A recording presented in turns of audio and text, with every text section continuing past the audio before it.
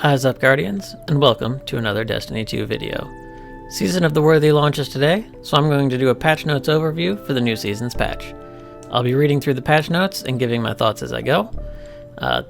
There will be a link to the patch notes in the description below if you would like to read along. Background gameplay is just some classic mixed matches from earlier today. It was rough out there. This will be a longer video, so let's get to it.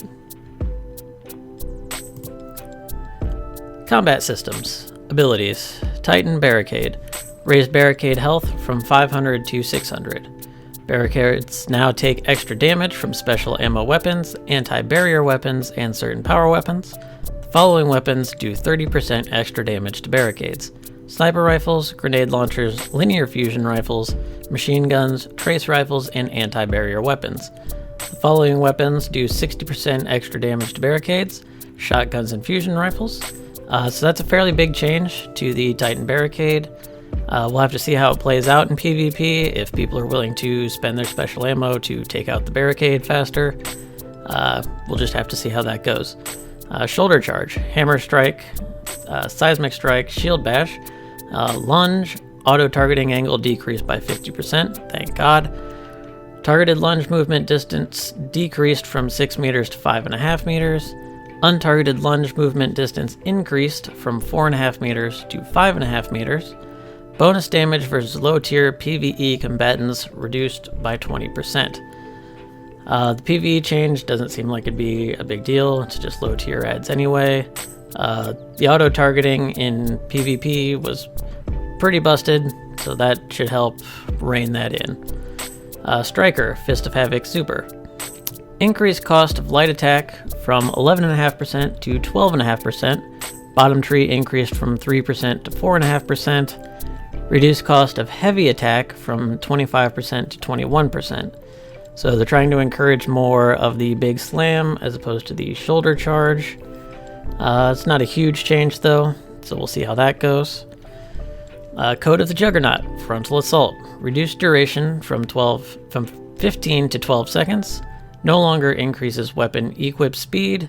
Weapon stability bonus decreased from 75 to 44%, so that's a fairly significant nerf to that perk. Code of the Missile. Ballistic Slam. Increased knockback significantly. Now procs Inertia Override on hit. Bonus damage versus low tier PvE combatants reduced by 20%. Inertia Override added 0.5 second activation delay. Note this change was made to allow the Titan to make the most of its duration. Ability indicator now displays time remaining. Thunder Crash. Increased damage resistance while in super from 49% to 53%. Made flight speed more consistent. Increased detonation damage from 3,200 to 3,900. Impact conversion. Reduced super energy gained per hit from 4% to 3%. So overall, the super there got a buff to its base damage, and you get more resistance while in the air, and they're trying to make it easier to control. So that's overall a buff to that super there, so that's pretty good. Code of the Devastator, Burning Maul. Reduced idle duration from 28 to 25 seconds. Heavy Slam Explosion is now less likely to deal damage through cover. Added damage fall off to Heavy Slam Explosion. Fixed an issue in which ground follow attacks can go through walls.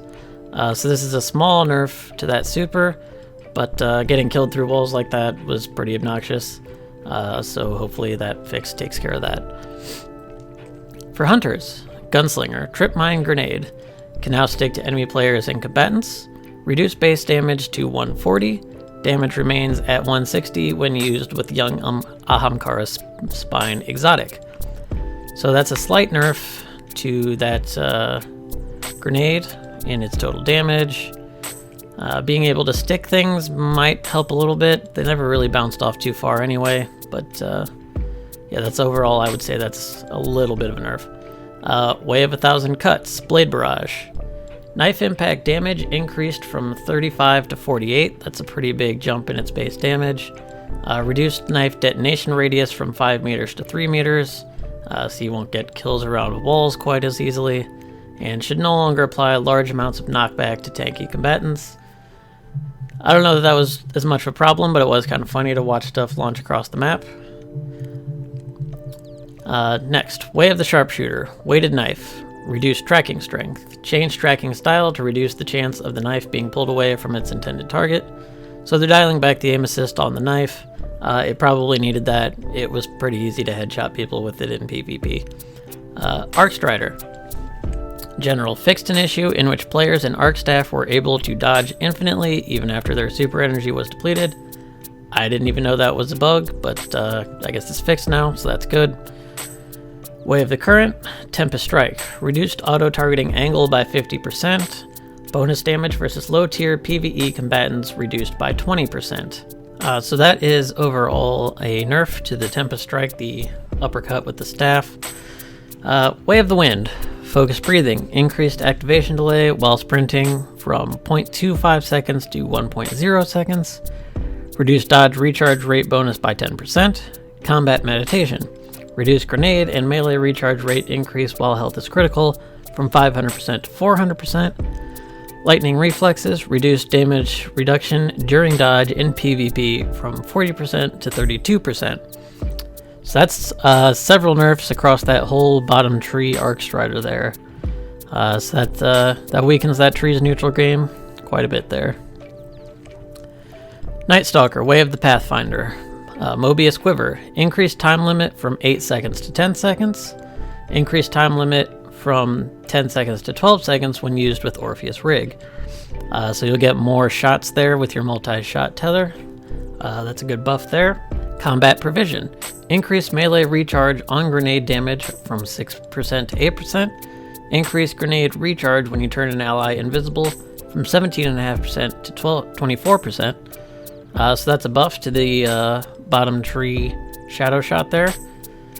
That's a pretty nice little buff, actually. Warlock. Basic Melee. Extended melee range from 4.5 meters to 5.5 meters. The Warlock melee range is now 1 meter longer than Titan and Hunter melees. All Warlock melee abilities that had a 4.5 meter range now have a 5.5 meter range. Note, Ophidian Aspect melee range is unchanged at 6.5 meters. So this was done because the Warlock melee, the reset after the first melee, is a little bit slower than the other two classes. So to balance that out, they've given the Warlock a little bit extra range.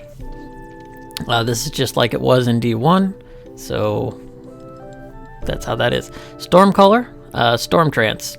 Damage ramp up now falls off more slowly after releasing attack button. Attunement of Conduction, Arc Web. Reduced chain damage from 36 to 27. Reduced grenade energy recharge on chain. 3% to 2% in PvE. 10% to 8% in PvP. Reduced chain range from 12 meters to 11 meters. So that's a fairly significant nerf to the Arc Web grenade. Yeah, you won't be able to chain that to get quite as many kills as you used to. Ionic Blink. Increased super energy cost from 4% to 6%, and reduced range of blink from 4.5 meters to 4.2 meters. Again, that's another nerf to the range of your blink there, and the frequency you can use it at while you're in your super. Chain Lightning Melee. Reduced chain damage from 31 to 27. Again, another nerf there. So that's top tree Stormcaller, nerfed quite a bit across the board. Attunement of Control. Ionic Trace. Increased leyline height, so it's more easily collected while airborne. Increased leyline travel speed by 14%. Increased leyline turn speed by 83%. So this is something you would generate passively while killing stuff on middle tree, and these would actually give you a decent bump to your recharge rates, and that'll be easier to collect those now, so that's a nice buff for that. Chaos Reach. Increased beam endpoint radius from 2 meters to 2.4 meters. Okay. Reduced intensity of VFX to improve visibility. Hopefully that helps. It is sometimes hard to see what you're shooting at with that super, so hopefully this change to the VFX makes that a little easier to see. Attunement of the Elements. Electrostatic Surge. Now correctly increases class ability regen when near allies. Note, was mistakenly increasing super regen previously. So this was an ability that was supposed to recharge your rifts when you were near your allies. It hasn't worked before at all, ever. Now it should work. Apparently it was mistakenly giving you super energy. Probably rather have the super energy than the class ability energy, but they have now fixed that. Voidwalker, Attunement of Fission, handheld supernova. Reduced range by 20%, increased activation time by 0.6 seconds, reduced hold time from 3.5 seconds to 2.5 seconds. Bolt explosion now does self-damage. Tightened horizontal spread of bolts by 25%. Reduced bolt explosion radius from 3 meters to 2.5 meters. So this is the long-awaited nerf to the handheld supernova that everyone's been complaining about in PvP. It's a pretty big reduction to the range, the accuracy, your ability to just carry it around whenever you want. So that should see that reduced pretty significantly. Nova Warp, increased damage reduction from 49% to 51%. Increased idle super duration from 22 seconds to 24 seconds. Reduced cost of Dark Blink by 12.5%. So this was kind of the compensation for the nerf to handheld supernova, is that they're buffing the super a little bit, make it a little easier to use, make it a little more survivable, because it was pretty easy to kill before. Dark Matter, increased grenade recharge on kill from 10% to 14%. Cool. Attunement of Hunger, Vortex, increased linger duration from 5 seconds to 7 seconds. Reduced linger damage per tick from 27 to 24. Increased projectile speed by 33%. Nova Bomb kills now proc Devour. So that's overall a buff to that. Devour, increased Devour duration from 10 seconds to 11 seconds. Insatiable, kills now grant between 16 and 24% grenade energy depending on the tier of enemy killed. Player kills are 24%. So that might make it a little bit harder to keep your Devour going, but you do get 1 more second on the timer to start with. So overall, I think that works out pretty close to where it's at now. Dawnblade, Attunement of Sky. Heat Rises, fixed an issue in which Heat Rises buff was causing combatants to ignore you. Icarus Dash, fixed an issue in which Icarus Dash cooldown was interfering with the Daybreak dodge. So those are just bug fixes, so that's good. We move on to Armor. Increase the number of armor sets available from world drops to 11 sets, up from 3. That's quite a lot. Several sets that were previously unavailable or extremely difficult to come by are now available as world drops. So that should up the fashion game this season. Armor Energy. You can now change the energy type of any piece of armor to either of the 2 energy types directly from the armor piece's inspection screen by hovering the cursor over the armor's energy icon. The cost of changing the armor to another energy type at energy value 1 is 1 upgrade module. You can also change the armor to another energy type at the equivalent energy value to its current energy value. The cost for doing so is 1 upgrade module plus the aggregate cost of upgrading from energy value 1 to its current energy value. So this will let you change the armor affinity on your armor. This is something people have wanted since armor affinity became a thing. It is kind of expensive materials-wise, so it's not something you're going to change very often, but if you get a god roll piece of armor and you want to change the affinity, you can do that now. Armor Stats. Prime engrams will now more reliably drop armor with higher overall stat rolls and spikier distributions. Exotic armor will now more reliably drop with higher overall stat rolls. Legendary armor now has an improved chance of receiving higher overall stat rolls, though low rolls will still be present.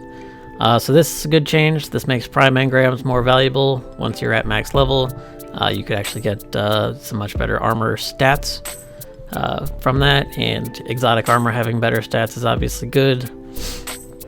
Armor mods. The seasonal armor mod socket, i.e. Undying mods, Dawn mods, can now equip mods released during the season in which it was released, plus the previous season and the following season. For example, armor with the Dawn mod socket from Season 9 can now equip Dawn mods, Undying mods, and Worthy mods from Season 10. The hands-on mod now provides energy on projectile melee kills. Good. Enhanced armor mods have been added to cover all weapon types for all armor mods that have an enhanced version. So this is good here. This gives you more flexibility with your armor, so you won't feel like you have to regrind new sets of armor every season. But they do still have some shelf life to them of about 6 months. Exotics, starting with the Hunter. Assassin's Cowl. The invisibility and healing effect now triggers on powered melee, both against combatants and guardians and finishers. The duration of the invisibility granted by this exotic increases based on the tier of the enemy defeated. Arc Staff kills no longer activate this perk, so that last part's just a bug fix. Overall, this is a little bit of a buff to this exotic, because you'll get it to proc a little more often in PvE. Frosties, change the ability regeneration so that it no longer stacks multiplicatively with other class ability energy generating perks. So that's just a straight up nerf to Frosties.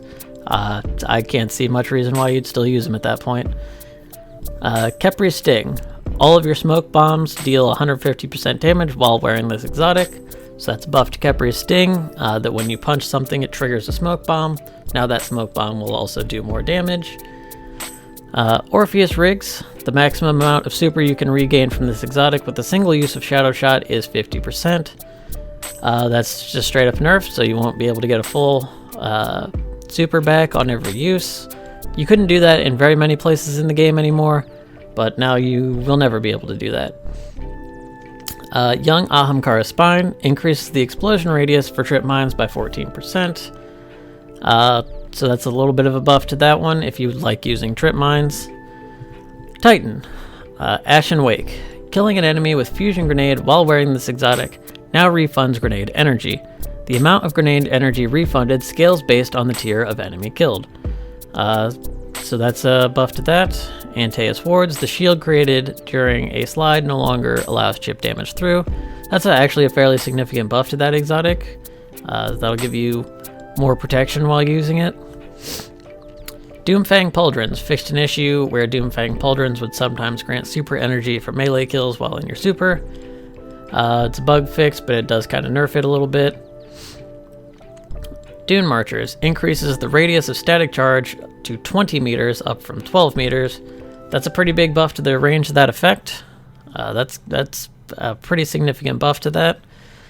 Mark 44 Stand-asides reduce the delay from the start of sprinting until the overshield comes in to 0.5 seconds, down from 1.25 seconds. So that's a significant buff to that. That's probably your Shotgun Ape exotic of choice. One-Eyed Mask. The target marking from this exotic has been replaced with target highlighting, eliminating the ability to detect targets through walls. Thank God. No longer provides a damage bonus when defeating your marked target. Restored the previous overshield granted by defeating your marked target, which now has a duration of 6 seconds, down from 8. So overall, I think this is a nerf to it, because the wall hacks were the strongest part of the exotic. Those are now gone. They've brought back the overshield to try to buff it back up a little bit, but overall I still feel like that's a nerf, and I don't think One-Eyed Mask will be crutched nearly as hard. Severance Enclosure. The explosion now triggers on powered melee, both against combatants and guardians and finishers. So that's a buff to it. It's going to activate more often. The radius and damage of the explosion created by this exotic increases based on the tier of the enemy defeated. There's a lot of things that have this kind of based on the tier of the enemy defeated in this patch. We'll have to see how much variance that is when we get to play the game. Warlock, Apotheosis Veil. The exotic is now guaranteed with a minimum of plus 16 to intellect. Interesting choice, but okay. Controversial, reduce the damage reduction granted by this exotic to 20%, down from 40%. That's a nerf to that goes along with Handheld Supernova. So again, Handheld Supernova is probably going to see significantly less use, because it's going to be a little bit harder to use. Sanguine Alchemy, completely redesigned with a new perk, Blood Magic, that allows the wearer to pause the countdown timer of any rift they are standing in by getting weapon kills, extending the rift's duration. We don't know how long that's going to extend it yet, and we don't know if that's going to work with the Well of Radiance. If it does work with the Well of Radiance, that makes this a very good exotic. If it doesn't, it's still pretty useful. We'll have to see how it works. Ophidian Aspects now increases the lunge range of all Warlock melee attacks, even if the ability is on cooldown. So as they said earlier, it brings it up to 6.5 meters. The base melee range is 5.5 meters, so you get 1 extra meter that you can reach to punch something. Verity's Brow. The buff provided by this exotic now increases your grenade damage by 10% per stack. The buff to allies' grenade recharge rates now kicks in when you cast your grenade. The wearer of this exotic now receives buff text notification indicating how many allies are currently benefiting from your increased grenade recharge. That's something we're going to have to try out, see how it works. I think it's a attempt to buff this exotic. We'll see how it plays. Weapons. Exotic weapons.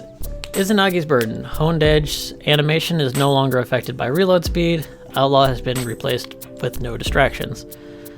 Not being able to speed up that reload speed really hurts the DPS of this weapon. It's going to drop off a lot, and you're probably going to see it get replaced by Whisper in higher end activities.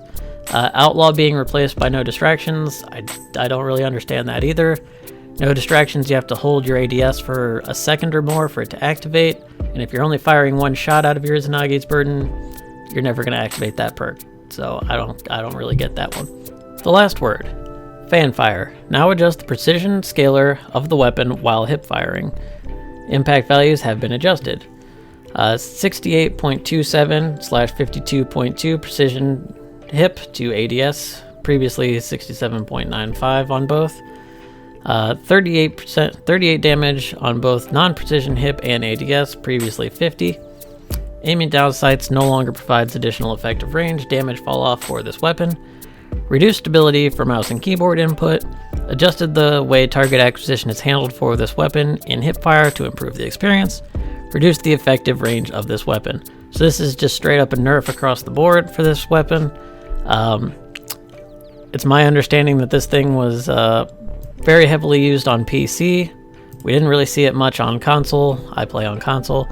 But yeah, this is straight up a nerf across the board. It's going to have much less range and be much less reliable.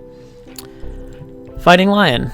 Due to back-end changes with the grenade launcher archetype, Fighting Lion inherited minor adjustments. Rate of fire increased from 72 RPM to 90 RPM. Direct hit damage in PvE is now 35, previously 27. So that's a nice little buff to Fighting Lion. I don't see a ton of people using it, but this is a buff to it, so that's nice. Devil's Ruin. Fixed a bug that allowed pyrogenesis to proc in unintended circumstances, allowing the laser to be fired repeatedly. I assume this is the bug where if you let off the trigger right as the laser fired, you would get a full magazine back instantaneously. Apparently that was a bug, not a hidden perk, so that is now fixed. Symmetry. Fixed an issue that caused the weapon to randomly stop firing. That's good.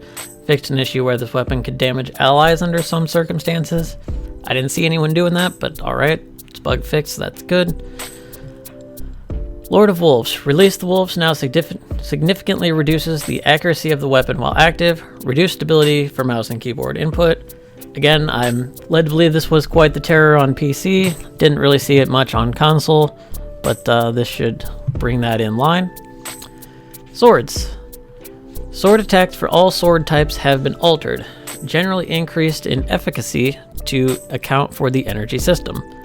Sword stats are now the following: impact, swing speed, charge rate, how fast this weapon recharges its energy, guard resistance, damage reduction while guarding with this weapon against most attacks, guard efficiency, reduces the amount of energy required to guard an attack, guard endurance, how long you can maintain your guard with this weapon, and ammo capacity.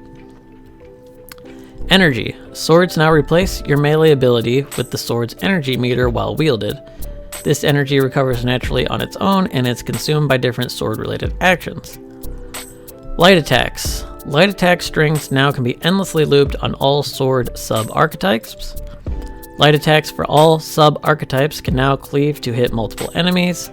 Heavy attacks. Heavy attacks consume your sword's energy when activated. Note, different swords can consume different amount of energy based on the attack used. If your energy is full, your heavy attack is stronger. The reverse is also true. Guard action. Guarding no longer consumes ammo, but instead uses the sword's energy while active. Note you still require a minimum of 1 ammo available to begin guarding. Shield bypass. A portion of damage from sword attacks now bypass elemental shields to strike the target directly. Note there are exceptions to this rule, particularly for projectile-based attacks that swords generate. So you'll be able to hit things through their shield if they're shielded, but a sword is a heavy weapon, so it's probably going to take the shield off in 1 or 2 hits most of the time anyway, so I don't really feel like that does much. The whole energy system, we don't know how that's going to play out yet because we don't really have numbers on it. Are the heavy attacks going to do significantly more damage than they do now? Are the light attacks going to do more damage per second? We don't really know until we get in there and try it. Sword perks. Whirlwind Blade. This effect will now also end if the player guards. Multi-hit attacks no longer count as more than 1 hit. On guard, reduce the damage bonus from 50% to 30%. Shattering Blade, reduce the damage bonus from 3 times to about 1.67 times. Energy Transfer, reduce the amount of ability energy gained from this perk due to guard no longer consuming ammunition. Counterattack, change the activation requirements. Blocking an attack immediately after guarding increases damage for a short duration. Duration is now 2 seconds, previously 5. So counterattack got nerfed pretty hard there, because you're going to have to time your block just right and then immediately attack back. So that got hit pretty hard. The other ones also got hit fairly hard there. Unless they've significantly increased the base damage of swords, this doesn't really feel like much of a sword buff overall. We'll have to get in there and play it to see for sure, but yeah. Glide can no longer be activated during sword attacks or other full body melee attacks, so that's no more sword skating. Grenade launchers. Aggressive frame grenade launchers are now rapid fire frame grenade launchers. Rapid fire frame grenade launchers have had their damage reduced to account for their rate of fire times 0.8%, so that's a 20% reduction. But now also have increased reserves, so you'll have more shots. Previously, aggressive frame grenade launchers fired faster than adaptive, but had the same damage. Damage to major enemies and above by power weapon grenade launchers reduced by 10%, so that's all power grenade launchers. We'll have to see how that balances out. If the reduction to the rapid fire grenade launchers makes them worse DPS than the slower firing grenade launchers now, we'll have to try it and see. Sniper rifles. Damage to major enemies and above reduced to pre-shadow key values, approximately 20%. Adaptive snipers reduce precision multiplier from 3.25% to 2.95 times. Rapid fire snipers reduced base impact from 100 damage to 90 damage. So that's all snipers getting nerfed. The 90 RPM and the 140 RPM getting nerfed even more. So that, yeah, that hurts snipers as far as DPS choice weapons. Shotguns. Target acquisition for non-slug shotguns has been adjusted to no longer account for precision locations. Previously, target acquisition could actually cause the player's spread to deviate from the intended aim vector, causing most of the spread to miss. Cone angle is now adjusted on a per sub-archetype basis and is no longer adjusted by the range stat. Aiming down sights no longer adjusts effective range for this weapon archetype. So this is a massive change to shotgun pellet spread and range and everything to do with shotguns, really. There's no numbers to it, so we're going to have to test it out and see which archetype ends up being the best now.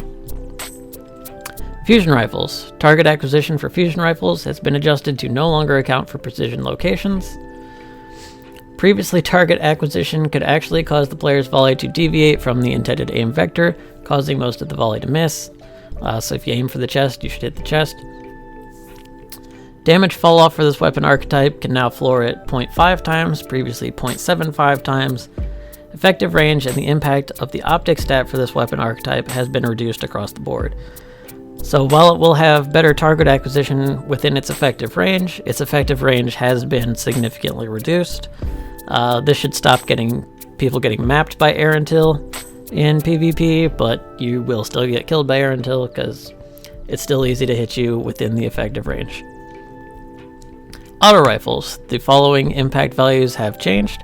Precision frame, that's the 450s, are now 17 damage to the body, 27.2 to the head, previously 17 and 25.5. Adaptive frames, that's the 600 RPM, are now 15.75 to the body, 25.2 to the head, previously 13.75 and 22. Rapid fire frame are now 13.4 to the body, 20.1 to the head, previously 12.5 and 18.75. So that's a buff across the board to all 450 and up auto rifles. To me, it looks like, by just on the numbers, the 600s got buffed the most. So look out for the 600 RPM auto rifles. Those might be really good this season. 720s also got a fairly decent buff, so they may also be pretty good as well. Weapon perks. Backup plan. Backup plan now adjusts impact to match the rapid fire sub-archetype while active. Charge time is now set to match the rapid fire's sub-archetype, 0.85 while active. So this now makes backup plan a perk that you really only use to shut down a shotgun rusher. Other than that, it doesn't have much purpose. 1-2 punch. The effect now ends upon dealing melee damage or swapping weapons. So this puts an end to the 2-4 punch combo people had been doing. And next we have general. Fixed issue with emissive elements on the following weapons and ornaments: 1000 voices, Summer Storm for Risk Runner, Jade Countenance for Fighting Lion. Fixed an issue where multi-kill clip would remain active indefinitely. Fixed an issue where killing Shanks with Lumina would not reliably regenerate a remnant. Fixed an issue where Wish Ender would deal more damage than intended when shooting through certain objects. Fixed an issue where large portion of the Packmaster's Command ornament for Lord of Wolves would disappear when standing next to a wall. So those are all just bug fixes, so that's all good. That's the end of all the gameplay updates here. There's more as far as emblems and currencies for the new season, and some other bug fixes. I recommend you go through all of that. That concludes the patch notes for today. If you stuck around this long, thank you very much, and please give this video a like and hit that subscribe button. Until next time, stay worthy.